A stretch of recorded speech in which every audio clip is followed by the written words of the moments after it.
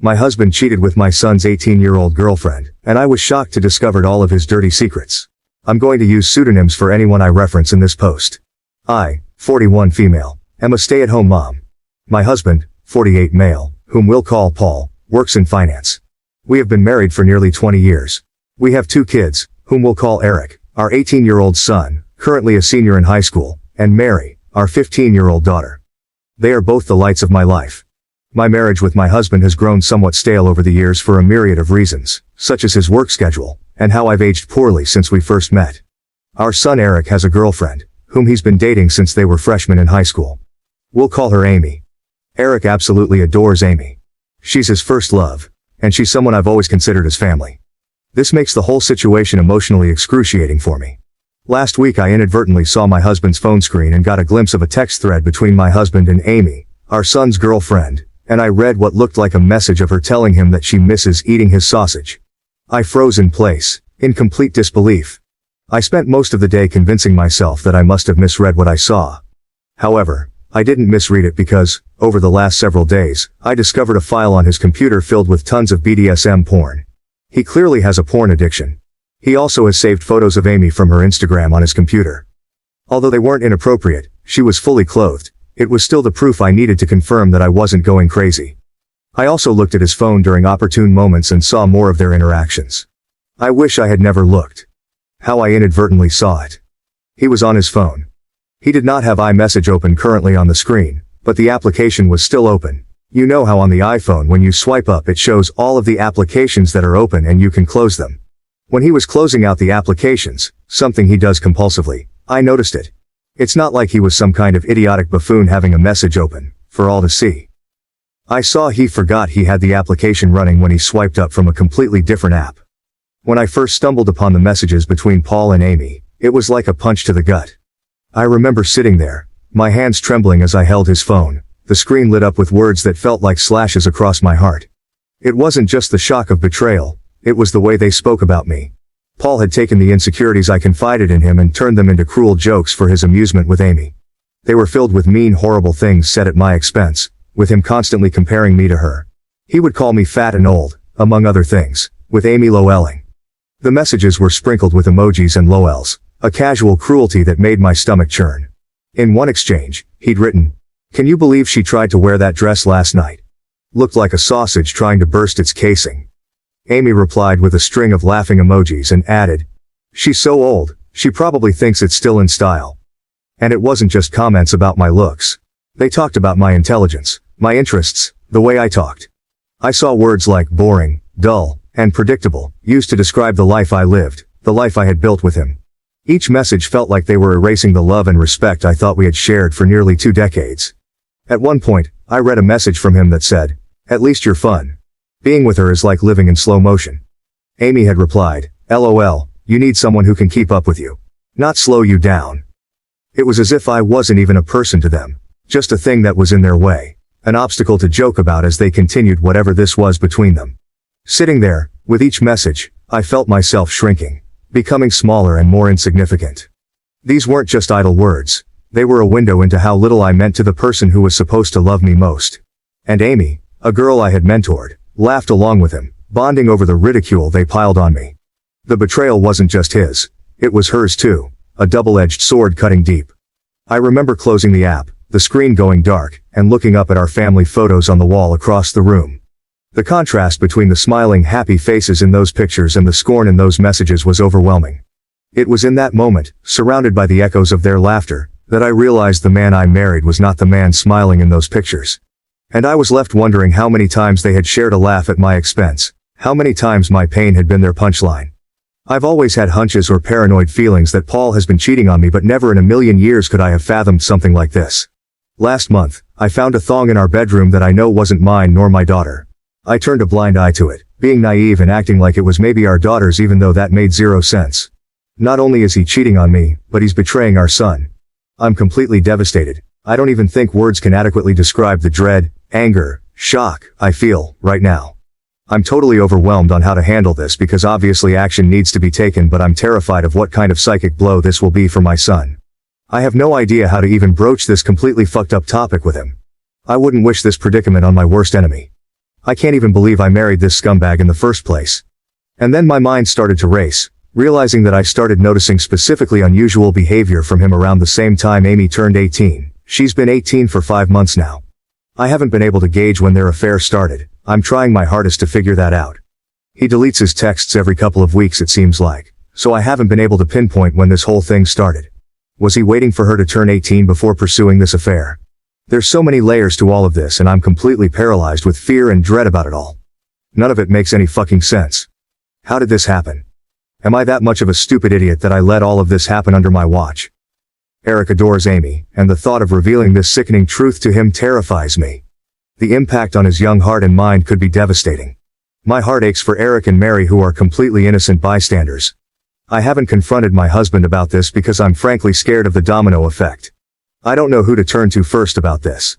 I share my story not for sympathy, but in search of understanding and perhaps advice from those who might have had to grapple with deep betrayal. Thank you for listening. Thank you everyone for overwhelming support. I'm sorry if I haven't responded to your private messages. I'll get to it when I can. Dealing with a lot right now and taking a lot of steps that need to be taken. I'm trying to be smart and strategic with this truly surreal and terrible situation I'm in.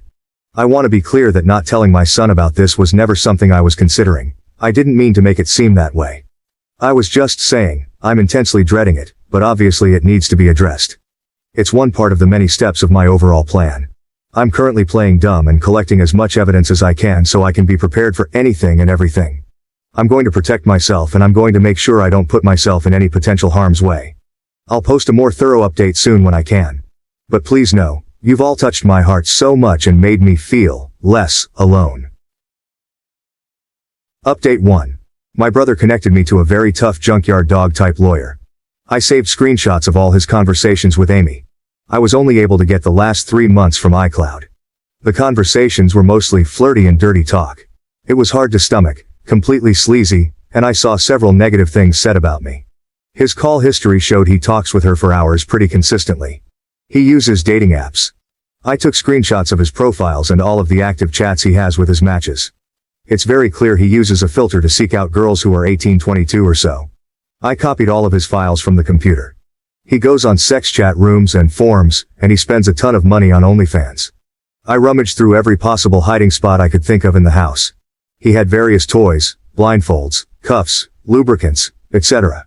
He also had different outfits which looked kind of like a girl's Catholic school uniform and a French maid type outfit too. I picked up Eric and Mary from school, and we all drove to my brother's. They were able to sense something was awry when I picked them up. I delicately told them the entire situation, and I broke down crying. Mary had the most anger, even more than Eric. I met with Amy's mother and told her everything. She confiscated Amy's phone and gave me the entire chat log. It only dated back 3 months like on my husband's cloud, almost as if they both deleted the messages at the same time. She told me Amy sobbed when confronted. Amy basically told her mother that she will never understand, and that she and him are in love. I don't want to get into too many details with what else she was saying, but suffice to say, it's very easy to assume that my husband slowly and methodically became a sage-like figure in her life, making her feel she could rely on him, and he took advantage of the fact that she came from a broken home. Amy is also non-stop insistent that their friendship only became romantic physical recently, and before that she said he was more of a friend and mentor. I confronted Paul over Zoom. The moment I hit join on the Zoom call, my heart was hammering in my chest. I could barely hold the mouse steady. As soon as Paul's face popped up on the screen, I knew this wasn't going to be a calm discussion. His face was flushed, his hair disheveled as if he'd been running his hands through it all morning, and his eyes.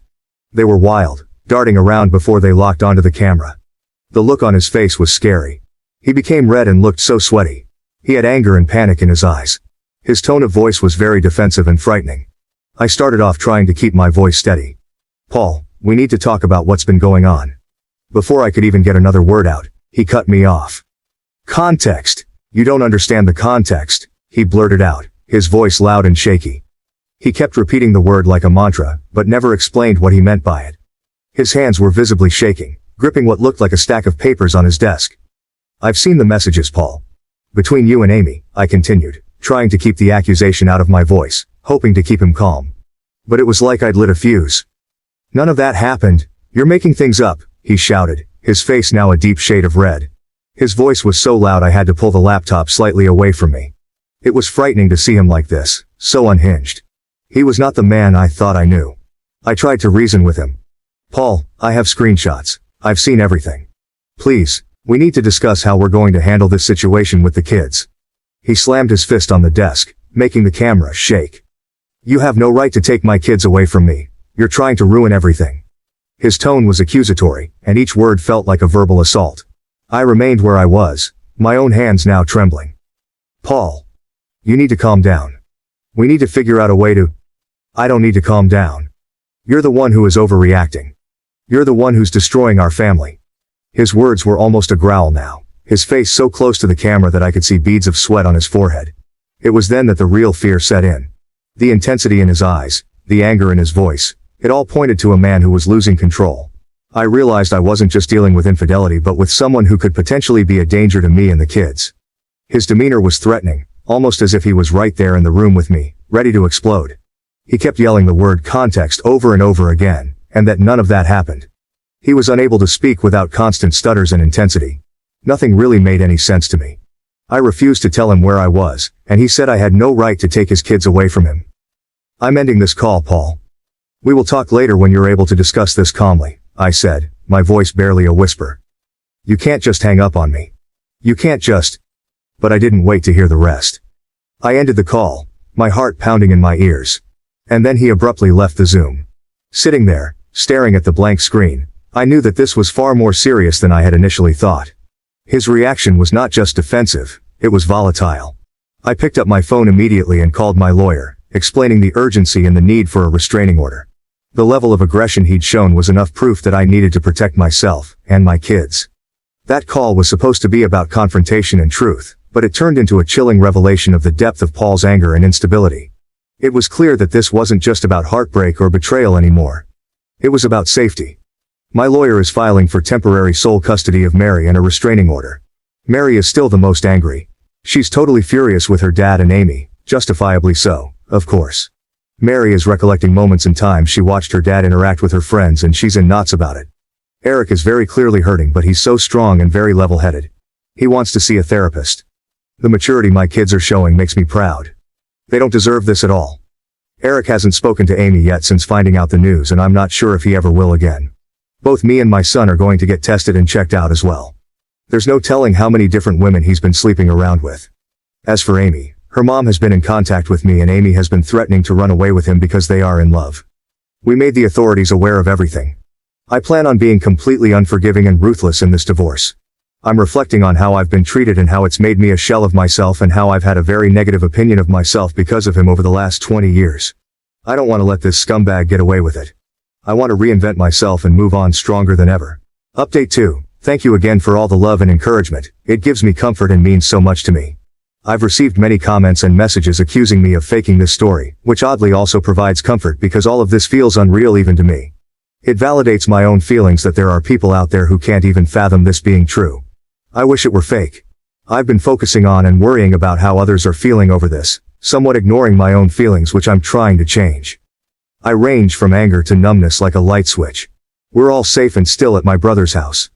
We're very careful, and his house is secured. Paul has tried to call my cell phone several times a day. I am refusing to interact with him, and I will have my lawyer handle all correspondence. He scares me frankly.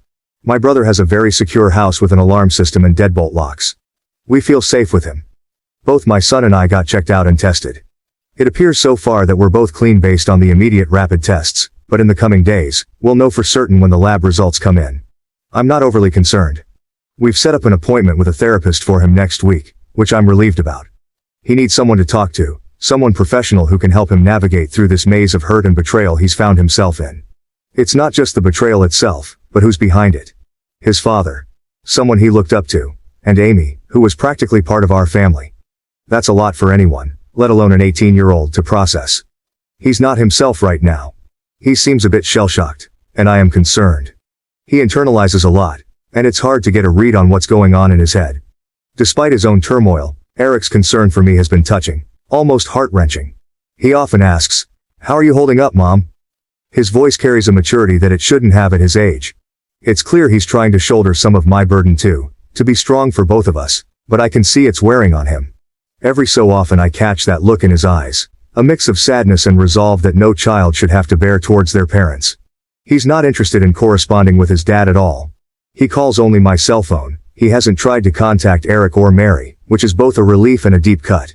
It's as if with everything out in the open, he doesn't know how to face them or chooses not to. Eric doesn't seem interested in reaching out either. When I mentioned his dad the other day, there was a brief flash of something like anger, or maybe pain, in his eyes before he quickly masked it with neutrality.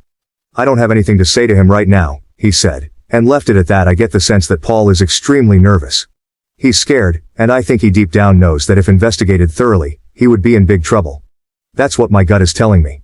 I still think about the Zoom call with him, and the more I think about it, the more it looked like he was a man whose entire world was crashing down on him. The panic in his face was very apparent. I offered Mary for me to make an appointment with a therapist as well, but she doesn't want to see one yet. She said she's open to it eventually but wants time to herself. She's been asking her friends about her dad and if they experienced any creepiness from him. Her friends were open and honest with her, and apparently, they felt like he stared a lot and sensed his hovering presence whenever they were over. One of Mary's friends went so far as to say that she felt like he was checking her out a lot, like looking at her rear and complimenting the color of her yoga pants. At the time, no issue was brought up about it, but in light of everything that has been happening, it seems strange now. He would sit himself in different areas or vantage points to get a good view of her, she claimed. He also asked questions about what kind of friend group or which clique they were in at school. He kept asking about if they were popular girls. I'm completely embarrassed that they had this experience at our house. As for updates on Amy, which is the main reason why I wanted to write this update, I completely agree that she is also a victim. A lot of people have been emphasizing that, and I agree. I've done everything I could in my own power to indirectly get her opportunities to get help. Like I said, I told her mother, and she's been updating me on everything. Amy, unfortunately, is still living in her deluded reality, and I can only pray that she'll eventually come to her senses. She doesn't want to see any doctors or therapists at all and has been constantly trying to reach Paul because, again, she believes that they are in love. From what I've been told, she hasn't been able to get hold of him, and he's been avoiding communication with her completely. Amy blames me for that and believes I took away his devices and am very controlling. Any truth that her mother tries to convey to her is met with conspiracy theories and hostility. Amy looks at me as a villain and still sees Paul through rose-colored glasses. Her mother showed her screenshots of his dating app profiles and matches, and she refuses to believe it, saying I photoshopped it. According to her mom, Amy keeps saying things like everyone is just mad because she found herself a real man, and that I'm jealous because she takes better care of him than I do. It's in line with some of the conversations I screenshot, where a lot of what Paul says is him complaining about things I don't do for him sexually. Right now, she's insistent that she and Paul will be together in the long run. Ugh, he's honestly a slime ball. I believe stuff happened before she was 18 too. I'm not sure when things got actually physical or romantic, but I do think his grooming started as soon as she came into the picture when Eric started dating her freshman year. This mentor and a friend that Amy alluded to had to start right away, and the way she's acting now, being so indebted and believing every single thing he says, shows that his effect on her had to be over a long period of time. She only turned 18 like 5 months ago. Her behavior and infatuation for him seems so strong that it couldn't possibly be only 5 months of them being together. The only thing we can really hang our hat on is the possibility of Amy having an epiphany of the reality of her situation, and she opens up candidly about when it began. But because she's 18 currently and has no interest in saying or doing anything that could potentially put Paul in legal trouble, nothing really can be done. Unless they find out about other girls that I have no idea about yet. I can only hope that Amy comes to her senses, but me directly intervening doesn't feel like it would be productive at the moment. Maybe eventually though. Update 3, April 8, 2024. The support, again, has been overwhelming, and I'm very grateful. Sadly, I've received a lot of negative accusatory harassing private messages from people here who think I'm faking this story. Someone made a comment on some post somewhere, claiming that my story has been debunked, and people believed that person. I've seen an uptick in negative messages accusing me of making this up for money. I'm not asking for money at all. Coming here was completely rooted in emotional desperation, and I didn't expect anyone to get invested in my story this way. But again, I'm not looking for anything out of this. I have no reason to lie. I'm not gaining anything from this. If you don't believe me, that's fine. I don't care, but the only thing I ask is to not cross the line and start sending me private messages that are mean-spirited or accusatory. The only reason I'm continuing to post is because of those of you who've sent me love here, and the support really lifted my spirits. As for the divorce, it's very much underway. I'm not going to get into the specifics of it all because it's ongoing, and I want to make sure everything is going to go smoothly. I got temporary custody of Mary. Paul also has to pay temporary child support. There's a protective order. Paul can't contact us or come near us. Right now we're just focusing on getting through this legal mess.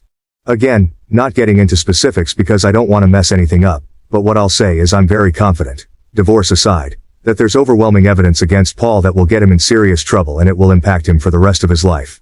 I'm sure eventually I can share more about that. I know a lot of people are concerned about his predatory ways, and I just wanted to convey this, even though I have to be vague right now. Justice will come. All of your concern about how my kids are doing psychologically means a lot to me. Eric has been to therapy twice over the last 2 weeks.